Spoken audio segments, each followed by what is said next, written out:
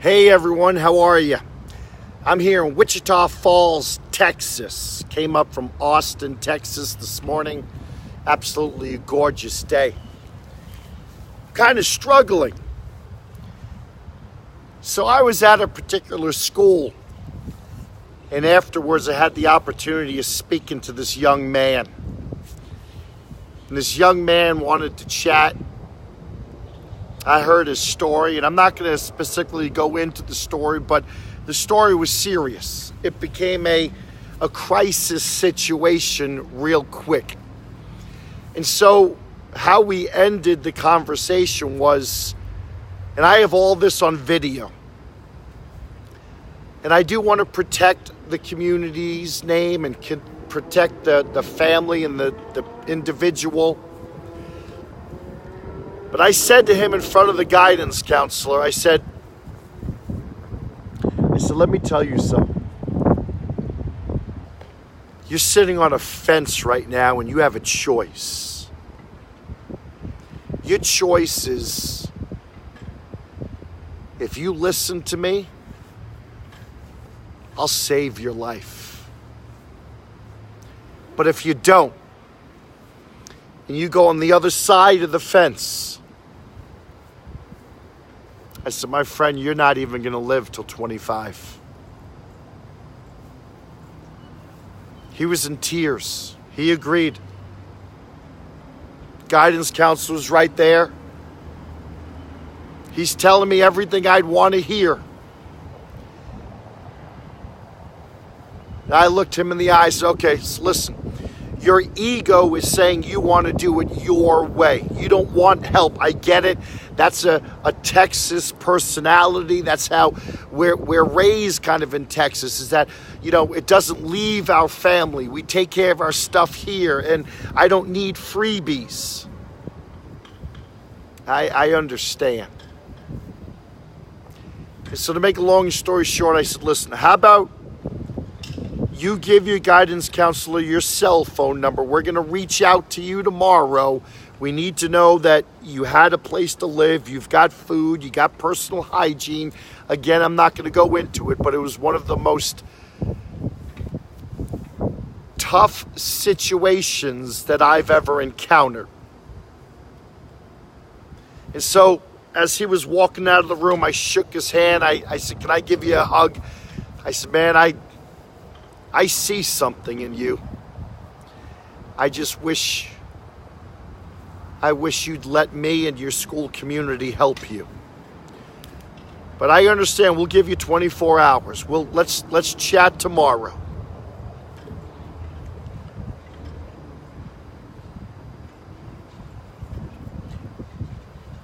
He's sitting in jail now. It wasn't even 9 hours later. He got arrested for assault and battery with a deadly weapon. There's more to it, but he's sitting in jail with $1 million bond. And he's going to be sitting in jail until his court date. 17 years old. He had a reputation because after all of this, we took this to administration. There was so much more, and people know the family and the situation. But here's the thing.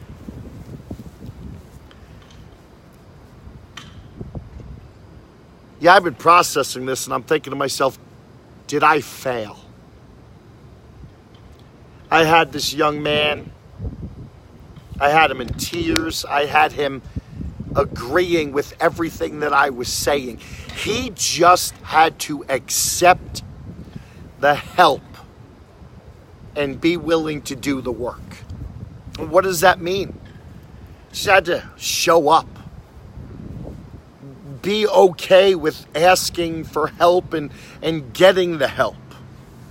He had to just be okay with saying, will you support me? Can I come and talk to you? And he didn't want to do that. So many people it breaks my heart. That was a defining moment sitting there with the counselor, and I used some choice words. I needed to use choice words because I had to interrupt the thought patterns that no matter what he was thinking, his ego, you're like that trusted adult. You're supposed to tell me this. You don't understand where I come from. You don't know what I got to go through. I said to him, you're sitting on a fucking fence right now. And the choice you make right now could be the most life-changing, defining moment that you could ever make in your life. Not even 9 hours later, he had a loaded handgun, round in the chamber, and he and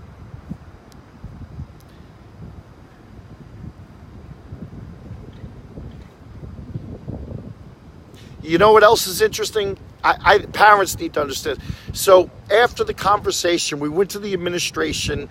My suggestion was, okay, we're going to call him later. We could not get the police involved just yet. So there's the ethically right thing to do. There's also the liability thing to do. And so we made a decision that we're going to give him a little time, but then we were going to reach out to him around 8 o'clock, and we reached out to him at 8 o'clock and we couldn't get hold of him. And then we thought, all right, the right thing to do, call the police. I'm not going to go into specifics about how serious this was, but my friends, it was more serious than you could probably imagine. So we called the police.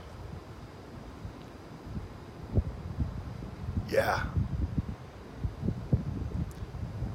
And the police picked him up.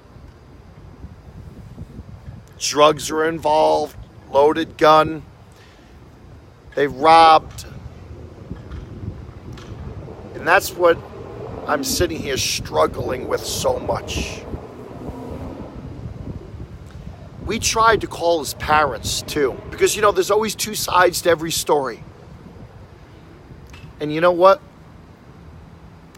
So all the contact numbers that we had, the school numbers, every time we tried to call 5, 6, 7 times, and they kept denying the call. Parents were denying the call. So the thing is, we're looking back now. This young man did not take the help that he needed to take. Ego. A lot going on. I don't know. The parents wouldn't pick up the phone. And so we did what we had to do. Ethically, liability, protecting a child.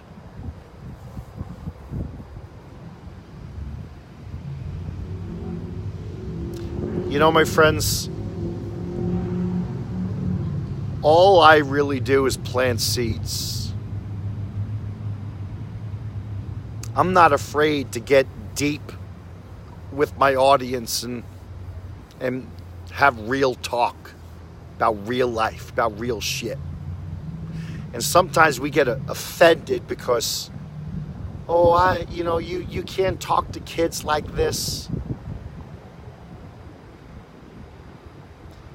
This kid, you needed to talk to him the way he understood what real talk was. We're talking about when I was talking to him. He told me about his drug deals. He told me he's in a gang. He told me he's scared. He told me about the gun. And I asked him, I said, do you have the gun in your backpack right now?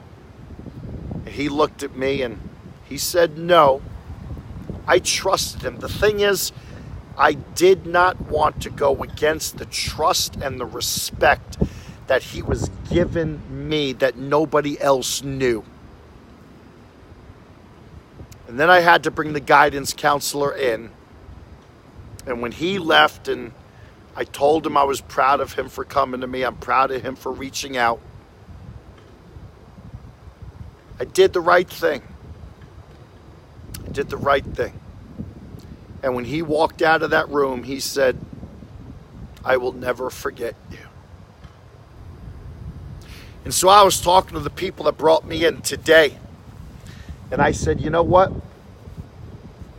What breaks my heart is he's sitting in a jail cell since this happened. And I bet you he's sitting there thinking,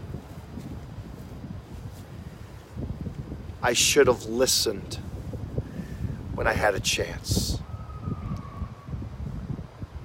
I bet you he's playing over that conversation that he and I had every hour.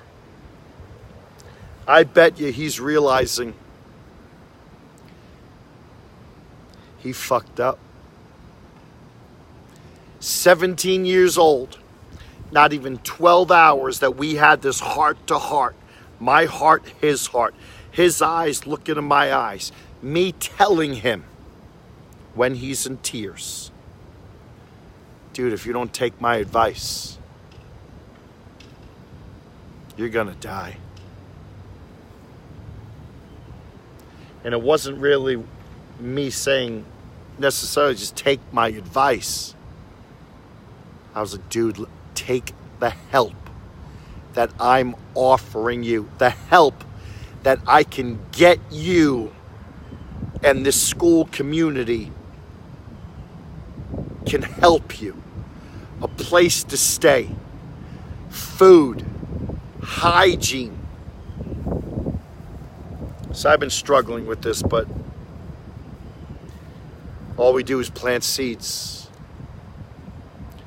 And so mom and dad, teachers, whoever might watch this video, I'll be honest with you, this video should go viral to anybody that works with at-risk kids. Yeah.